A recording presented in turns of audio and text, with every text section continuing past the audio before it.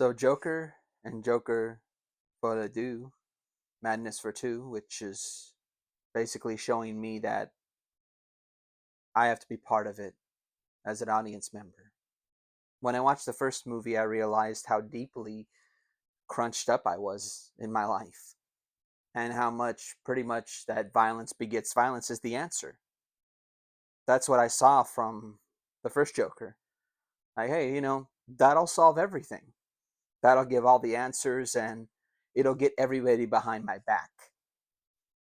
All the bullies, all the people, the sensationalism, the people that have always criticized, that have always completely nullified my actions as the Joker, as Arthur Fleck, will now consider me as the main just person.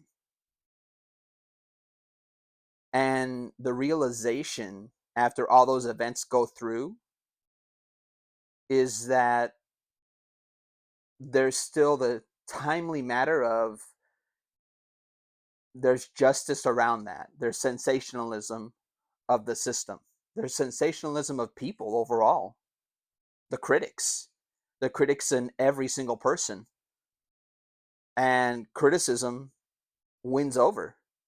Otherwise, we wouldn't have it. Otherwise, I wouldn't have it myself.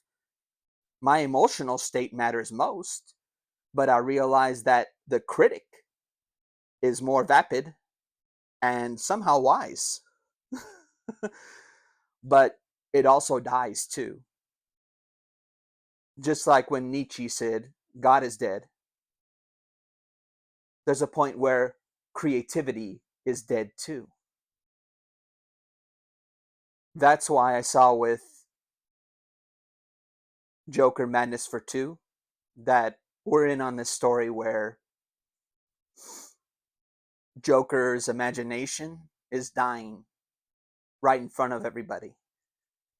And it's because basically everybody around him is just ready to dissect him.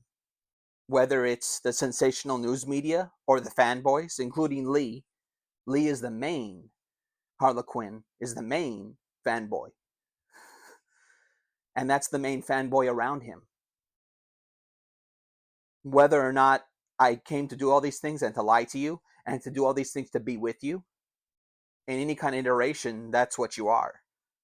You're a fanboy to just be a fanboy, to just be there and to know the popular item on the shelf, and to know it and to gain it and to persuade it.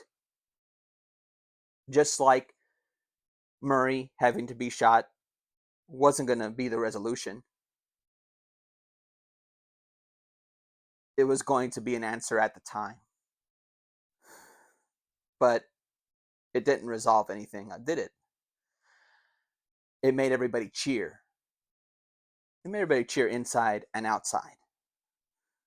And the second movie, what I saw from it when he was interviewed again on TV and when he said, which I actually agreed with, I loved it. It got very emotional to me and teary-eyed when he said, why are we looking at my past events and not me presently? And he got angry about that because, and for right reason, like, why the fuck are we looking at the past person of who I am? He said it in a correct manner. Why aren't we looking at who I've changed into presently? But he actually did want to talk about it. He didn't want to remove himself from who he is now. He wanted to talk about the present person he is. So that's different. Most people don't want to discuss it. So I do like that there's a discussion involved. And Madness for Two is the madness, meaning when he gets to the courtroom and he sees that all the things that are the defense for him is through dissection. Everything's through dissection. The sensationalism to the media, the sensationalism to the fans. They're all sensationalized, but they're all just there with signs. They're all just there to be self-aware of their own madness, of their own sadness, of their own loneliness, of their own friendlessness. The same thing that they said in the courtroom that stuck out to me so much when they said, oh, loneliness and friendlessness, that's not a way to get out of being at fault for something. But it is a bigger issue than what the movie presents it as, even if they say it just once. It's a very big issue around over billions of people around the world having it, meaning that you're basically saying that's your fuck up still.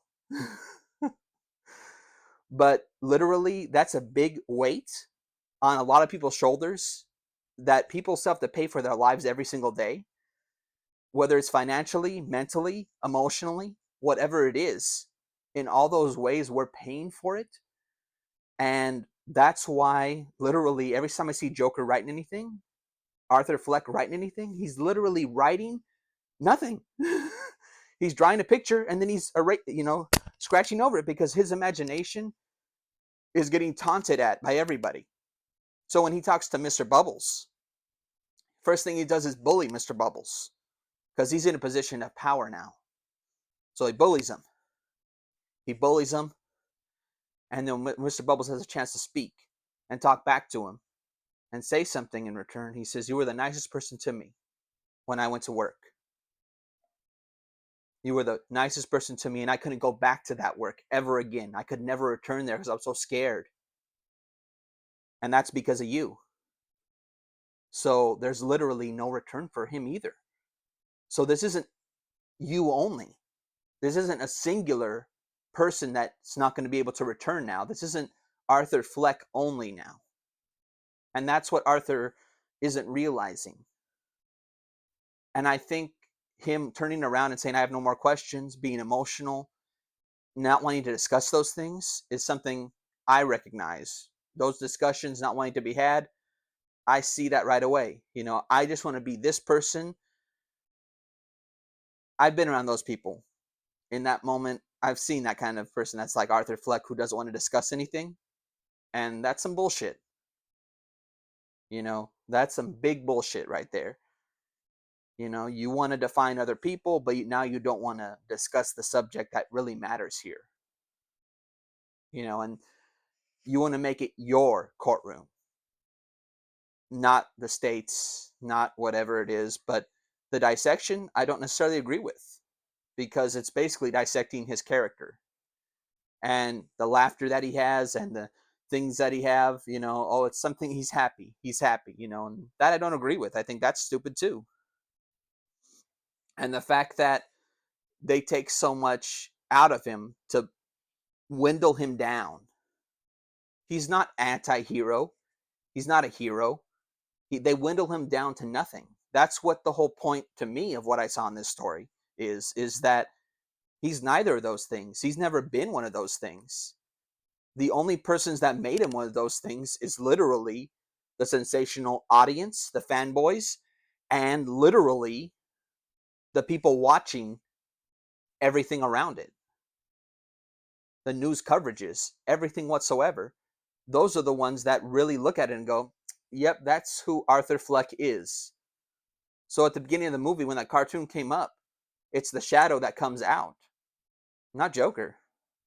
Because it doesn't matter who's coming out. So when Joker actually gives his closing statement and he looks at the camera, he knows when he looks at the camera, he's looking back at the prison guards, because the prison guards, they have no story in this movie. They don't. It's because those stories have been told over and over again about people being in court, people being in prisons, and everything like that. We know those stories. We've heard them. I get it. But the biggest one is that Arthur is now in a place where he has to be shut down completely. And he literally just says, "You know what? I'm tired." And once he actually is emotional and open, Harlequin leaves, all the fanboys leave, everybody leaves. And when they blow up things, he doesn't want to stay with them because he realizes it would be the same story he created. And he'd rather die because creativity died. He went to see Lee and said, "Stay with me, just for me, for Arthur." "No, I don't want Arthur. I want this imagination. I want this Joker." "No, it's me. It's me. It's who do you love me?" "No, I don't love you." Story ends with him dying. And it's him dying, but it's creativity dying.